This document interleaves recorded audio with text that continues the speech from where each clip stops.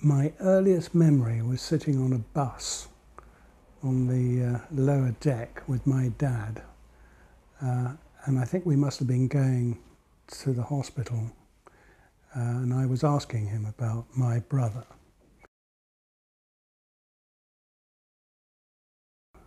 There was something that was not right, but it was only, with the passage of time that the full extent of what was not right became evident.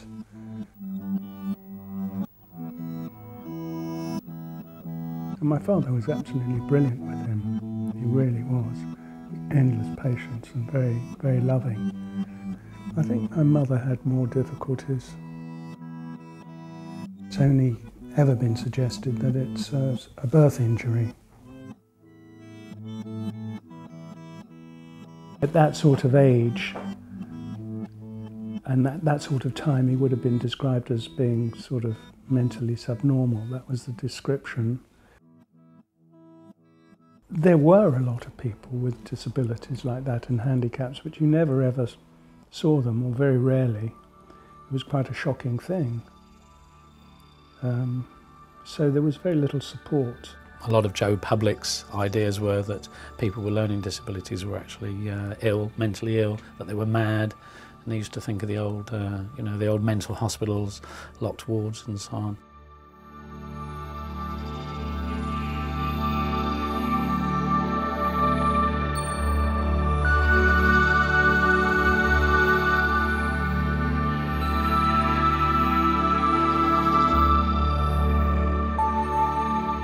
Who is Michael? What is he, really? Goodness knows if he could talk or communicate and tell his story. I suppose in some ways I don't know that I'd really like to know. It must be horrific, or could be horrifically painful.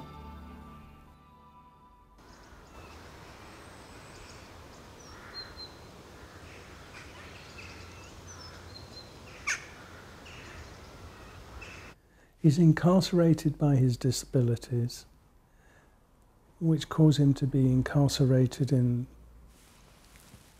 life. And decisions about his life are made by other people. And you're entirely dependent then on the goodwill and benevolence, kindness, imagination of all these other people. Let's take it up and start again. That foot's grown overnight, isn't it? The foot's grown bigger. That's it. I just can't imagine what it is that's not developed. You want to brush your hair a little bit? On the screen.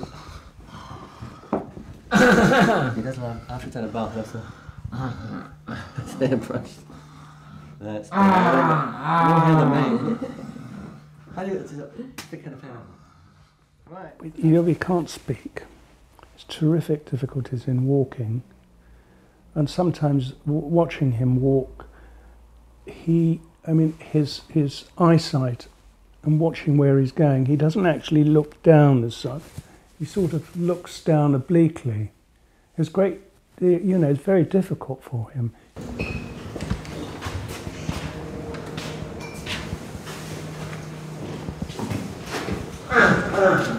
Yeah.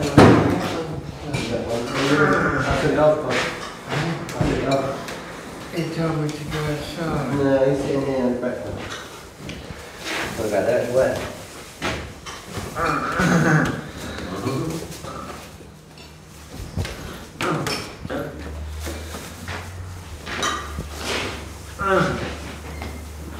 He wasn't actually able to live a normal life, which I think is more to do with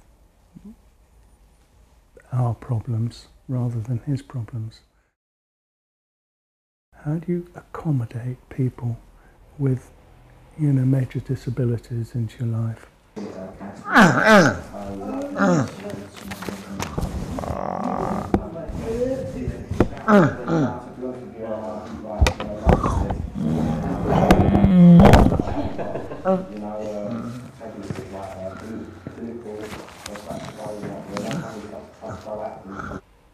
You know better than they are. And yet they are, you know, they have so little by comparison. But maybe they have more in another way.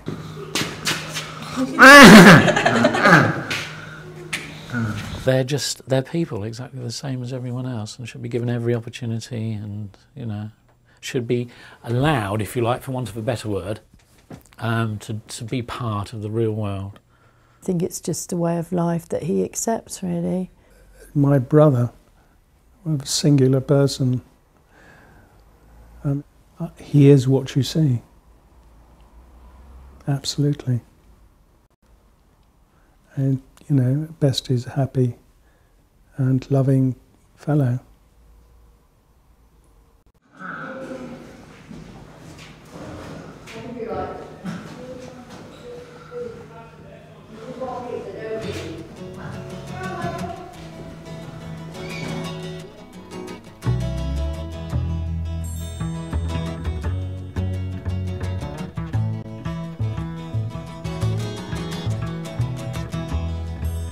And I was strong and merry way and jumped the hedges first.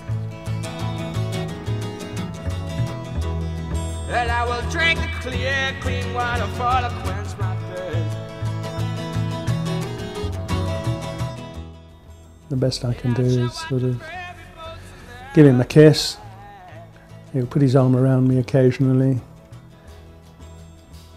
put his hand on my head and say, "Aww," and that's it. And there is no real communication, unfortunately. I will never grow so old again.